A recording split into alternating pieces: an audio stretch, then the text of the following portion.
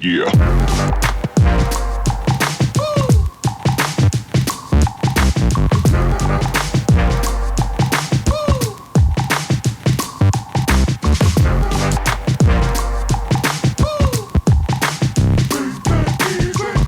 Здравейте, епизод 2 е с Sneakerheads. Имаме специален гост, Аксел от Белгия. Той е наш приятел, който сега трябва малко да премине на английски, защото неговия български не е супер. This is Axel from Belgium. Hi. I don't know what he's doing here in Bulgaria. Probably he's Belgian intelligence. Probably he's just weird. No, I like I'm stoked to be here, honestly. Thanks. A little nervous, but Don't worry, we're just talking about sneakers, man. exactly like every Bitcoin. We were talking about cryptocurrency. exactly because So, yeah. that shit is so relevant nowadays. But yeah, And he's an expert in cryptocurrency. I wouldn't say an expert. I would keep it humble on the down low. But yeah, I've noticed that since like early 2010 and has been interesting and lucrative. So, let's get to the point. Yes, Sneakers. yes, sneakers. I have my first question basically is, what was like the scene in Belgium growing up? To be precise, like what brought me to the sneaker industry and streetwear and so on was not really related to Belgium, because I grew up like I was born in the second half of the 90s, so the blueprints were already made for a lot of branches of street culture and so on. We had skate culture that was like in his prime in the 90s. We had like the hip hop culture that knew like underwent like the golden age. We had like basketball, like the golden age of basketball in the 80s, and that even went until like the end of the 90s. And since I was born in the second half of the 90s, I grew up in a household with, let us say, I could listen to Grandmaster Flash, I listened to Dr. Dre, Ice Cube, and like all the big rappers, and they had like references to the whole sport world, the streetwear industry and so on. Like for instance, I remember we talked about it. It was a little later than that, but Mac Miller saying, Nike's on my feet, keep my cipher complete, or make my cipher complete. Or Ice Cube saying, get me on courts and I'm trouble. Last week, fuck around and get a triple double, referring to Michael Jordan as well. Nas, greatest of all time, lyricist, saying, I drop jewels, wear jewels, hope I never run it, with more kicks than a baby in his mother's stomach. So yeah, I was like really not only, how should I say, like passionate about how it sounded, the melodies used, like those classic jazzy samples and funk samples that I used to hear in my mother's and dad's household and so on. So that was already a thing that I was passionate about. But also when you saw the clips, you saw like cool rappers wearing jerseys, NFL jerseys, cool hats, Raider hats, sneakers, and I honestly wanted to be like them because hip-hop has always played a big part of my life. I could relate to what they said, living life in a big city but still in like the bad neighborhoods and so on and so on. And I started to basically imitate what I saw. So my mom helped me out as well. She was also from the 60s. There has been a wave with Run DMC and my Adidas and Reeboks, Converse, All Stars. So I was always dressed in like some kind of East Coast culture way, if you know what I mean. And I used to dress in like big bomber jacks, Timberlands and Stan Smiths. And so on and so on. But the thing was, in my city, there wasn't like a big culture, you know. We had like... What is that? What city is that? Kortrijk. It's like in the same province as Bruges. Okay? And we didn't have like a lot of sick shops at the time. We had like regular retailers selling Skechers, okay, Timberlands, which was dope, but not really like big retailers, I guess. And if you wanted to go like to big retailers, you had to go to Brussels, Antwerp, and like other big cities in Belgium. And I was still little. I mean, even if my mom used to support my way of dressing, my culture, it wasn't as if we would take the car ride for an hour and a half just because I wanted to go to a store. So I was basically focusing on the East Coast culture and just American culture in general. You know, there was the hip hop culture, movies as well, Spike Lee. Then we had like movies about rappers, Friday with the black Air Forces and the white swoosh and so on. And yeah, I wouldn't say like that at the time Belgians sneaker culture wasn't great, or at least in the city where I live, but I still focused on American culture. And there were some really cool sneaker stores. Like I discovered them later when I was able to take a train trip alone in my teenage years and so on and so on. And they existed in the 90s and in the 2000s, but unfortunately I wasn't able to. I'm very curious about what happened on your scene, on your local scene, because something weird happened here in the end of the 90s, okay, beginning of the new millennium. It's not, well, not weird, but like the skateboard brands, the skate shoe brands dominated. Yeah, like at some point, exactly. At some point, like the share, you can see a lot more from Ednis or Vans on the exactly. even brands like Osiris. Remember those? Of course. Osiris, DVS. It was full of those. Exactly. And I'm actually glad I should talk about it because it's a part that I completely forgot to mention in the last discussion we had. So being like focused on the hip hop scene and like big rappers, and also starting to develop a interest for basketball and like other major league sports, there was this other sports that was like playing a pioneering role in street culture in general, and that was skateboarding. And although I wouldn't... By the way, Axel is a huge NFL fan. Yes, Raider Nation. Yeah, he was up all night on Sunday to watch the game. Of course. Super Bowl. TB12, Yeah. Probably the GOAT. He is the GOAT. 7 Super Bowl wins and He's 10 also appearances. An amazing human being. Hey, we share that. We do. Hey, of course. And so, yeah, I began to start like being passionate about skateboarding. Even though I have to admit, I never identified as a hardcore skateboarder, but you can't deny that that shit was like really steezy. It was stylish. There was like skaters being dressed as regular people you see in the streets and like flexing like really cool sneakers and skating in them.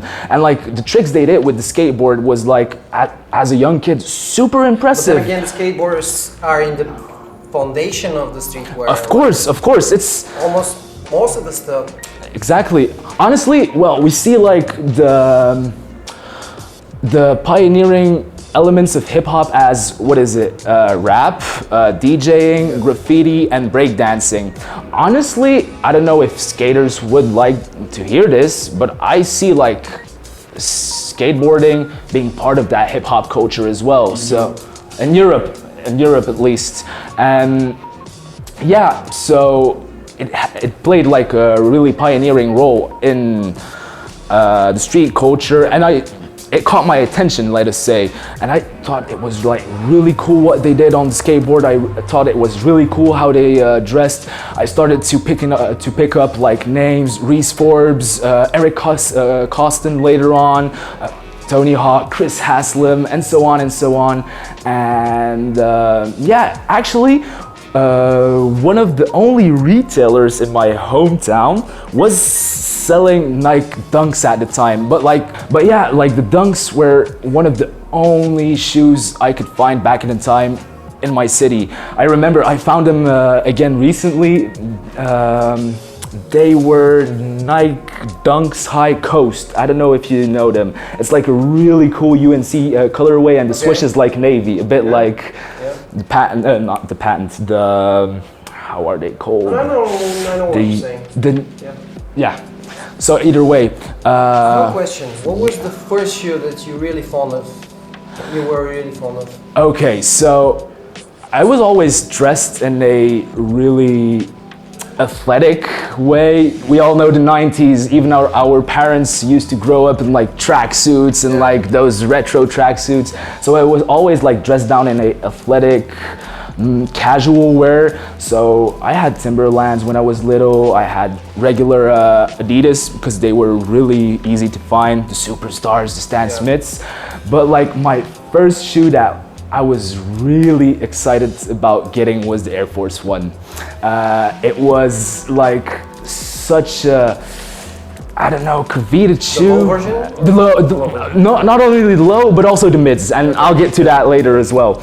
But they were like so legendary and so, they were a status icon, you know? Like we had 90s rappers talking about the notorious uptowns, like they were flexing that in their music videos. It looked so fresh, and like I said, it was also a status symbol.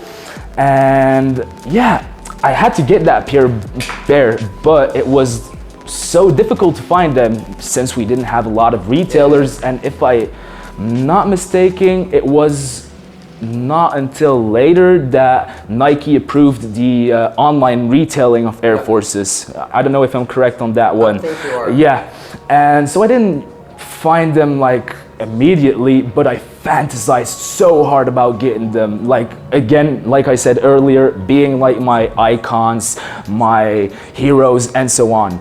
So I remember like one time I was shopping with my mom in the region, and it was cool because I always had the liberty to choose my own clothes, and like she would pay for them. Of course, I wasn't going to buy a skateboard hoodie that costed almost 80 euros or something. I had to be selective, but she supported me, right? And I remember we walked in inside a store. I do have to say that I had like an older sister. I have an older sister. She's like 7 years older than me, and she was also into hip hop dancing, breaking, modern dancing, pop, hip hop, and so on. And I walked into the store, and there were like, Air Trainers, Air Force Ones, regular Vances, Converse, and so on. And of course, my eyes landed on the Uptowns. And that started it all, man. That started it all. It also gave me like a sign that buying sneakers and the things that you saw on TV, MTV Cribs, MTV, and so on was possible. And I would say that back is... in the days when MTV was all about music. Exactly. Exhibit, Cribs, MTV Cribs, and like, just music videos showing themselves like 24/7. That was amazing.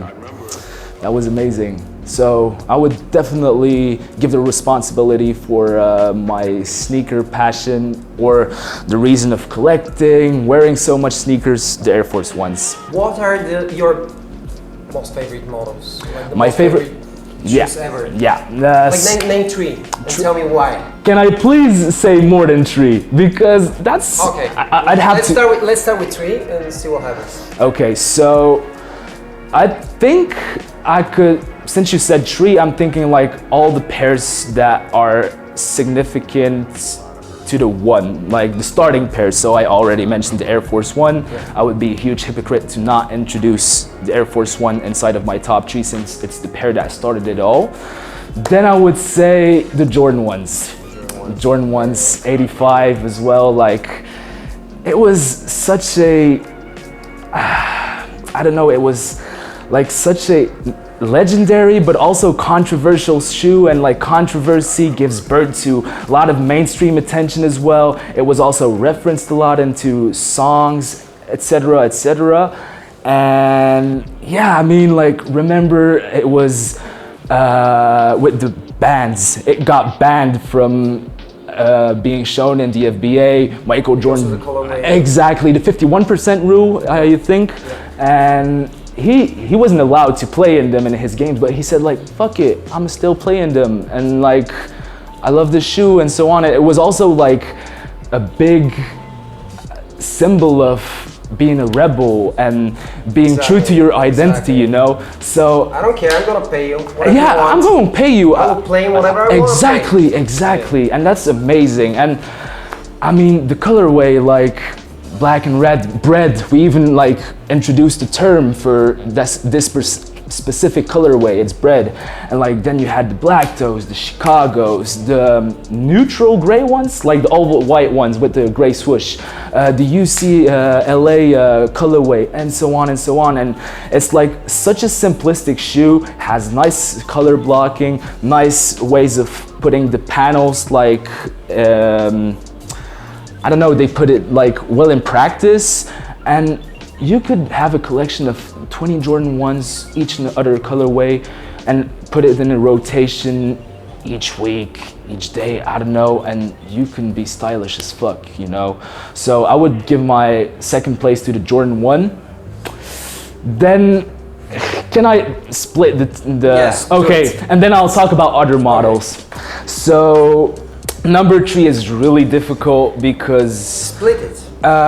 So yeah, I had the Air Force One, the thing that started it all, the Jordan 1, like a legend, something I literally drooled over my whole childhood. I forgot to say about the Jordan 1, it was so impossible to get a pair because like we were in Europe and like were there so many retailers selling Jordan 1s? I don't think so, at least not in places like Kortrijk or in Sofia. I don't think they sold. Then it was no. like, you know, European culture is more about Adidas and Yeah, exactly. football inspired Exactly. models, not as much as basketball. Exactly. So that came a little bit later. Exactly. And I mean, I know that Paris had a really good sneaker game since like the 90s as well.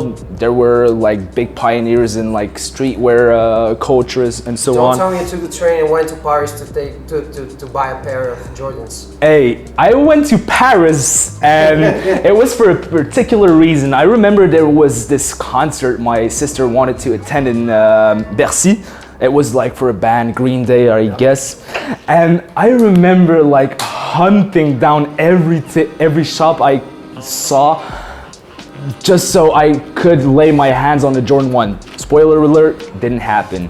But back then I didn't know the retailers as I do now, so it was more like a pure hunting session than actually knowing what I did. But then again, I went away from Paris with a lot of good cops. I had a collection also of caps and so on, beanies, caps. I was always into that, but I didn't have like Jordan 1s until my teen puberty years. But yeah, I remember, and there was eBay selling legit Jordans and so on, and resell was always a thing because if there is an offer, a limited offer, there is also a possibility of having a high demand and so on and so on. But the thing was, internet was new. My parents, they were from the 60s. They weren't familiar with this whole internet system, those credit card details, and so on and so on. So they wouldn't allow me to buy things on the internet. It was later until Belgium introduced like a good system for paying. It's like with a little card holder, not whatever. Doesn't matter. But yeah, exactly. I know what you. So basically, it was not until that moment on I was able to buy off the internet, and then I could start focusing on like shoes I never had before, like the Air Max 1s, the Air Jordan 1s, and so on and so on. But yeah, let's get back to business. Finally arrived back at the number 3. Unfortunately, I wouldn't be able to give that to one silhouette. I would have to put first of all the Air Max 1 there, and certainly the Air Jordan 4. I'll tell you why. Like Air Max 1, not only was it also something to reference a lot in American culture, Wu-Tang Clan talked about the Air Max 1s, getting them in the 20% discount and so on. legendary tinker Hatfield putting his imprint on the now legendary silhouette. We all know the story of how he got inspired by Centre Pompidou, and so on and so on. And it's just, again, same story as like the Air Force One and like the Air Jordan 1. It's such a simple yet innovative looking shoe, and there are so many nice colorways, especially the OG ones, like the white and red gray one and the white blue gray one, like the OGs. They look so nice. Probably also in my top 3 most comfortable shoes as well. Honestly, for an 87 pair of shoe, it's underrated when it comes to comforts. And yeah, they have like nice colorways, legendary storytelling, and I think I can summarize it by that. I have a cool story if you want to hear it about. I want to hear all your cool stories. So,